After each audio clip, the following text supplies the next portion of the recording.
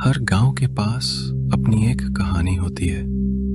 कुछ कहानियां इतनी पुरानी होती हैं कि उन्हें सुनाने वाला कोई नहीं बचता, और कुछ कहानियां इतनी डरावनी होती हैं कि लोग सुनाना नहीं चाहते।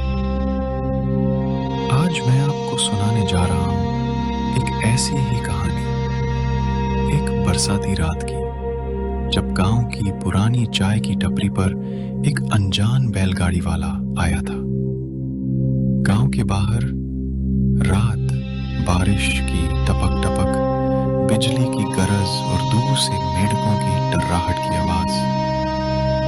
रात काली थी, बादल नीचे झुकाए थे। गांव के बाहर रामू चाय वाला की छोटी सी टपरी, जहां 4-5 लोग बैठे बारिश का मजा ले रहे थे। चाय की भाप, भीगी मिट्टी की खुशबू और पुरानी लकड़ी के स्टूल, सब कुछ जैसे किसी पुरानी कहानी का हिस्सा हो। अरे मोहन काका, ये बरसात तो जैसे रुकने का नाम ही नहीं ले रही। हाँ रामू, और तू तो जानता है ऐसे मौसम में जंगल की तरफ का रास्ता अच्छा नहीं होता। अरे काका, वो पुरानी बात छोड़ो। कौन मानता है अब वो बैलगाड़ी वाले का किस्सा? बैलगाड़ी के पहियों की चर चर और बैलों की घंटियों की आवाज। इतना कहते ही टपरी के बाहर एक पुरानी बैलगाड़ी आकर रुकी। बारिश में भीगा एक आदमी, गीली धोती, कंधे पर गमछा। अरे भाई, कहाँ से आ रहे हो? ये रास्ता तो गांव में कोई अब चलता ही नहीं।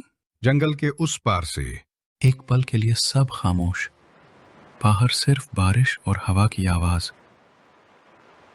रामू के हाथ से चाय का गिलास लगभग छूट गया, क्योंकि जंगल के उस पार पिछले 10 साल से कोई नहीं गया था, और जो गया वापस कभी नहीं आया। बारिश अभी भी बेरहमी से बरस रही थी।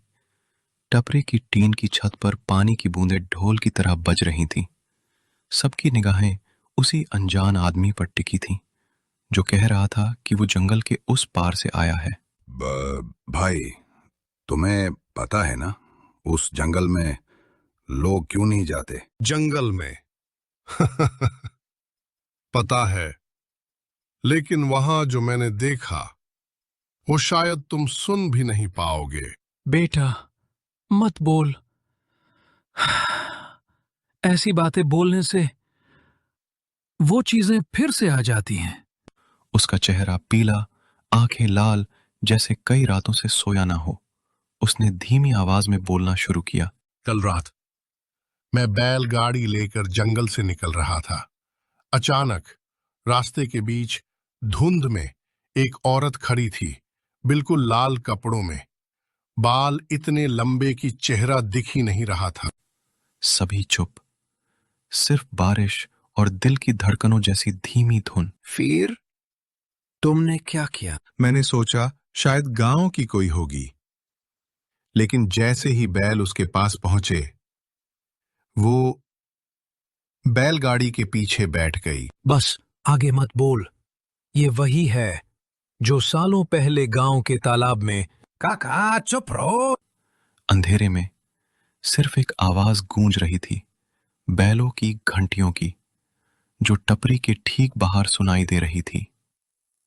और रामू ने महसूस किया कि टपरी के दरवाजे पर कोई खड़ा है, बिल्कुल भीगे हुए लंबे बालों के साथ। बारिश थमने का नाम नहीं ले रही थी। लालटेन बुझ चुकी थी, और टपरी के बाहर बैलों की घंटियां रह रह कर बज रही थी। दरवाजे पर खड़ी आकृति चुपचाप देख रही थी। भीगे कपड़ों से पानी टपकने की आवाज, लकड़ी के फर्श पर ठक ठक। कौन है? कोई जवाब नहीं, सिर्फ धीमे धीमे कदमों की आवाज। मत अंदर आने देना, ये वही है। वही तालाब वाली। मोहन काका की आंखों में पुराने जख्म ताजा हो गए। 10 साल पहले गांव के तालाब में एक औरत की लाश मिली थी। कहा जाता था उसकी मौत हादसा नहीं, बल्कि धोखा थी। और मरने से पहले उसने कसम खाई थी कि बरसाती रात में वो लौटेगी उसी बैलगाड़ी के साथ जिसने उसे आखिरी बार देखा था। ये तुम्हारे पीछे क्यों है? वो मेरे साथ ही मरी थी और मैं बच निकला। बाहर बिजली कौंधती है। एक पल के लिए उस औरत का चेहरा दिखता है, सड़ा हुआ, आंखें सफेद, होठों पर ठंडी मुस्कान। अगले ही पल टपरी में सिर्फ 3 लोग थे, रामू, मोहन काका और वो औरत। बैलगाड़ी वाला गायब था।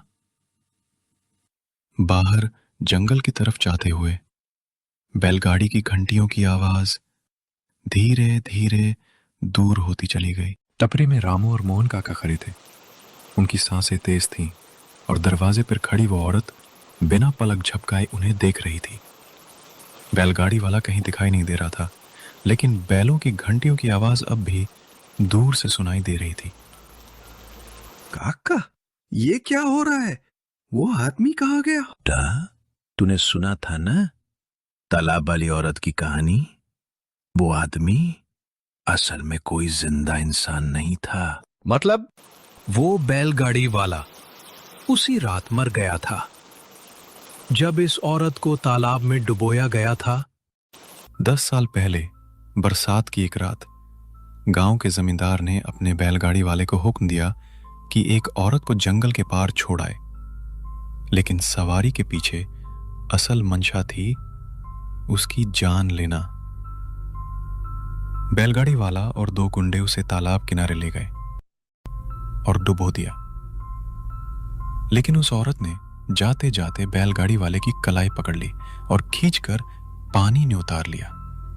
तुम लोगों ने सोचा मैं भूल जाऊंगी? हमने कुछ नहीं किया। मैं तो झूठ। तुम सब एक जैसे हो और आज वो भी आएगा तुम्हें लेने। बाहर बैलों की घंटियों की आवाज अचानक पास आ जाती है। अचानक धुंध का कोहरा छा जाता है। धुंध छटते ही बाहर वही बैलगाड़ी खड़ी थी। बैल सफेद, आंखें लाल, और गाड़ी के पीछे बैठा था वो बैलगाड़ी वाला, मुस्कुराते हुए। उसने हाथ बढ़ाया, रामू का कंधा पकड़ा और अगले ही पल दोनों गायब थे। रामू!